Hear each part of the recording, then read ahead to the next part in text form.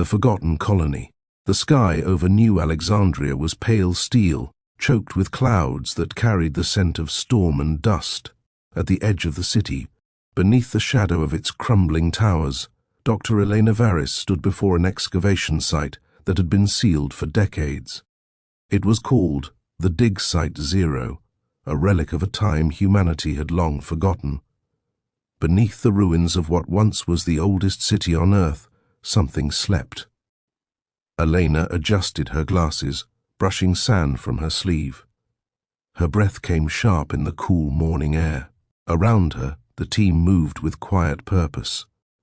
Scientists, engineers, linguists, all drawn here by the same strange signal, a pulsing resonance buried deep in the earth. The signal had been ignored for centuries, buried beneath layers of political bureaucracy. Until now. "This is it," Elena said softly, almost to herself. "This is the reason we're here." Behind her, Lieutenant Marcus Kane approached, his boots echoing on cracked stone. His face was weathered, his jaw tight with years of service. "Doctor, this is government property. You don't just get to decide the significance of a dig." Elena didn't answer. She was staring down at a half-buried stone monolith, etched with strange markings that glowed faintly beneath her fingertips. The glyphs were not human. They twisted in patterns that seemed to shift if she blinked, almost as if they were alive. "I've seen markings like this before," said Dr. Soren Hale, the lead linguist. His voice was low, tinged with unease. "Not in any human language. It's not language at all. It's code. Code." The word lingered between them.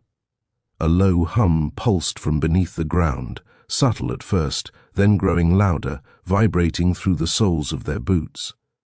The earth itself seemed to breathe. Elena froze. "It's starting." The team gathered closer to the monolith. The glyphs pulsed brighter now, casting strange, shifting shadows across the walls of the dig. Soren stepped forward, brushing his fingers along the carvings. "These aren't decorative. They're instructions, directions, coordinates."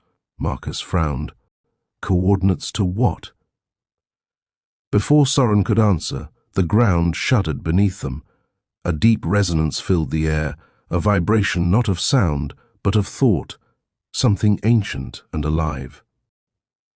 The dirt at their feet shifted, opening like the petals of a flower to reveal a narrow staircase descending into darkness. Elena stepped toward it. "This is the forgotten colony, buried beneath centuries. They built this beneath the city. Why?" They descended in silence, their boots echoing in the narrow stone corridor. The walls were covered with more glyphs, glowing faintly with a cold blue light. The deeper they went, the heavier the air became. It pressed against them, filling their lungs. Time seemed to slow. At the base of the stairs was a chamber, unlike anything they had ever seen. The walls were smooth, shimmering with a living sheen. In the center lay a vast structure, a crystalline archway, etched with infinite symbols, glowing with energy. The air inside thrummed with power. "This isn't human," Soren whispered. "It's alien." A sudden burst of sound, a deep resonance like the beating of 1,000 hearts, filled the chamber. The archway pulsed with light. The glyphs on the walls rearranged themselves into shapes and patterns that seemed to form a map of the world, not as it was now, but as it had been before humanity had existed. Elena stepped closer, her breath trembling. This is a seed. This is why we're here." The air shimmered. A voice filled their minds, not spoken but felt. "You are not the first. You are the continuation. You were planted." The words burned into their consciousness. They did not come from the chamber. They came from inside them. Marcus drew his weapon, his voice low. "Doctor, what the hell does that mean?" Elena turned to the team, her face pale but resolute. "It means we were never alone. It means we were made for something we've never understood. And it means they are coming back to finish it." Outside the chamber, deep in the soil of New Alexandria, a low vibration began to spread. It was subtle at first, but then it became undeniable, a heartbeat beneath the earth. Somewhere, far above, the sky cracked open with a faint hum that echoed across the planet. This was not a discovery. This was the beginning. The world above ground had changed. When the team emerged from the chamber, New Alexandria was different.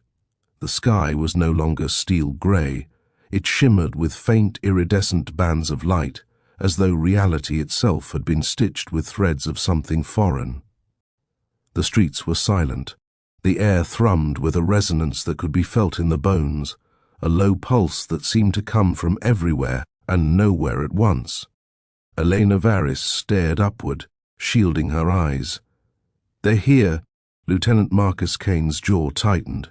"Who? What do you mean?" But before she could answer, the air split with a sound like glass breaking, a tone beyond hearing. Above them, shapes began to form in the sky, massive, shimmering vessels that glowed faintly with living light. They moved not with engines, but as though they were breathing. The shapes were geometric, impossible in their perfection, like crystalline living machines. Dr. Soren Hale's voice was hushed. The overseers, the vessels hung silently above the city. And then, without warning, the light poured down. It was not illumination, but comprehension, a sensation that filled their minds. They began to see history not as history, but as design. The overseers spoke, not with sound, but with presence. Their message was not hostility, it was inevitability. You were made for this. You were seeded. Your task is complete. The words burned themselves into every mind. Humanity was not the master of Earth, it was the steward, an engineered colony planted to prepare the planet for the overseer's return. All civilizations, all history, all achievements were part of a long-term plan. And now the plan was ending. Marcus gripped his rifle. "They see us as pests, as tools." Elena's voice was steady, but her eyes burned. "It's worse. We aren't pests. We're property. They're here to finish what they started." The ground beneath the city began to tremble. Buildings warped subtly, as though breathing. Roads cracked, glowing veins of strange light running through them. The air carried a strange harmony, an alien song that resonated deep within the mind. In the days that followed, cities across the world changed. The overseers did not invade. They began to terraform. Oceans shifted, their waters turning crystalline. Skies became bands of living light. Plants grew at unnatural speeds, forming structures that were not flora, but living machines. Humanity was no longer the master of Earth. It was becoming its workforce. Inside the forgotten colony chamber, Elena, Marcus, and Soren convened. The walls glowed with the same strange runes, pulsing like a living heart. "We have to decide," Elena said. "We can't let them finish this without trying to stop it." Soren shook his head. "Stop it. They've been here before. They seeded us. Everything we've done led to this moment. There is no stopping them." Marcus stepped forward, voice low. "If we don't stop them, humanity ends. Even if they're not hostile, we'll be erased, reduced to tools in their process." A sound filled the chamber, deeper than vibration, deeper than thought itself. The glyphs on the walls shifted, forming images, cities built and erased, oceans rising and falling, civilizations planted and consumed. The overseer's message became clearer. Terraforming was not war, it was completion. Humanity's existence was a stage of preparation, and they were the last act. Elena's voice broke. "They don't see us as a species. We're an experiment, a seed, and the harvest is here." Outside the chamber, the ground cracked wide, revealing veins of glowing crystal that pulsed with energy. The overseer's machines began to emerge, not constructs of metal, but living formations of light and stone spreading across the planet. Humanity was becoming a colony again, not by choice, but by design. The chamber trembled. The glyphs pulsed faster, forming a pattern, a code. Soren's voice was barely audible. It's not just terraforming, it's rewriting reality. Marcus tightened his grip on his rifle. Then we fight. Elena's eyes were fixed on the glowing glyphs. We're already too late. The light inside the chamber deepened, swallowing sound. Outside, the sky fractured, time bent. The world was no longer the world they knew, and in that fractured reality, the overseers spoke again.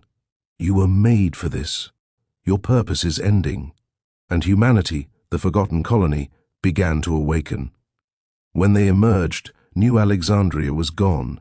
It wasn't gone in an instant. No explosion, no fire, no collapse. It had simply ceased to be the way they remembered.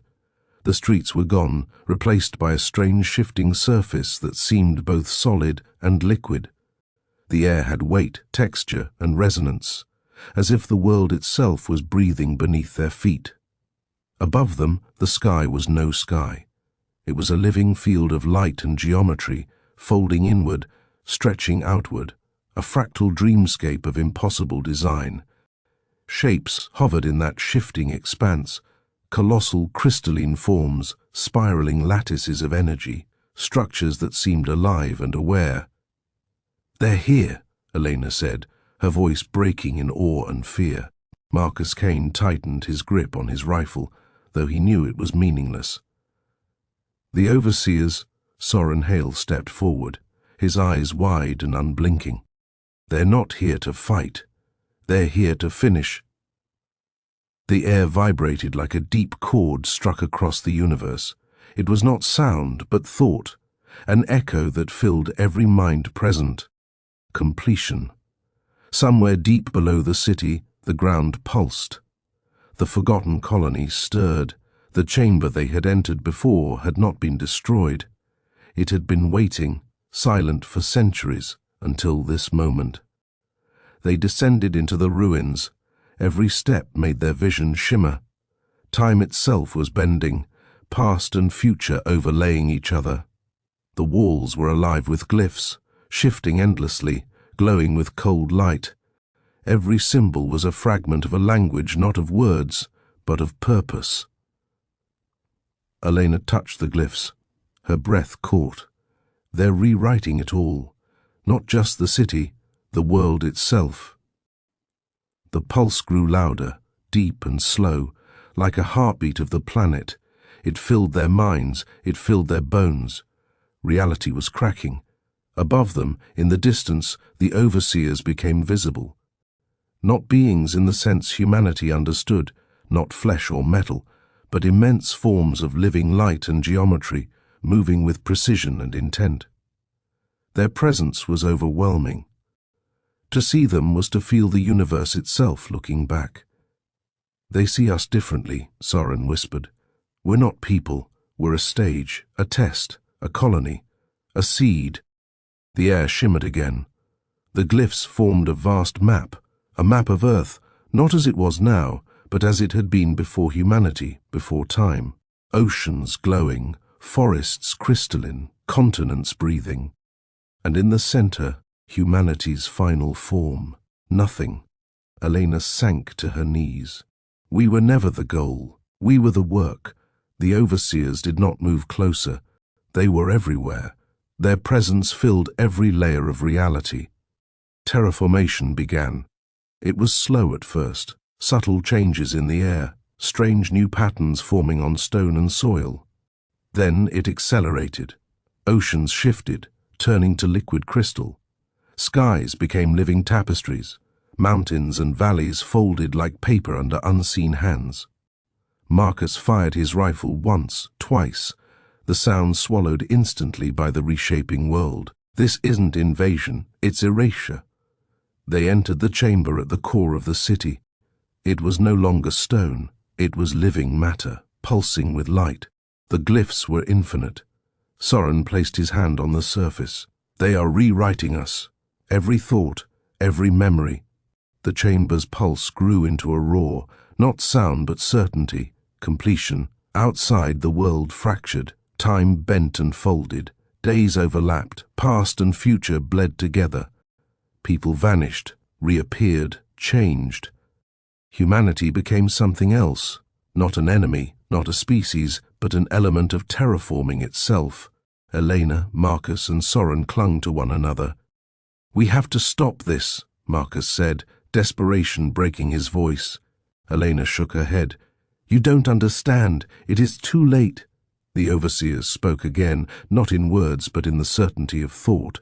"You were made for this. You were the preparation. Completion has come." They reached the heart of the chamber. The glyphs formed into living geometry that spiraled into infinity. The truth was revealed. Humanity's role was to terraform Earth for the overseers. Every city, every achievement, every war and peace was part of their design. Now they were returning to finish the work. The collapse stretched for hours, days. Time unraveled. The very sense of self became meaningless. Memories collapsed into each other. People became threads of light in the great pattern of the overseer's purpose. Marcus fell silent. Elena whispered, "We were never free. We were planted." Soren looked toward the spiraling glyphs. "It's not death, it's transformation." The chamber's light became blinding. The overseer's presence folded the world inward. Humanity became soil for something beyond comprehension. And then there was nothing. No earth, no sky, no time, only the quiet hum of the overseers.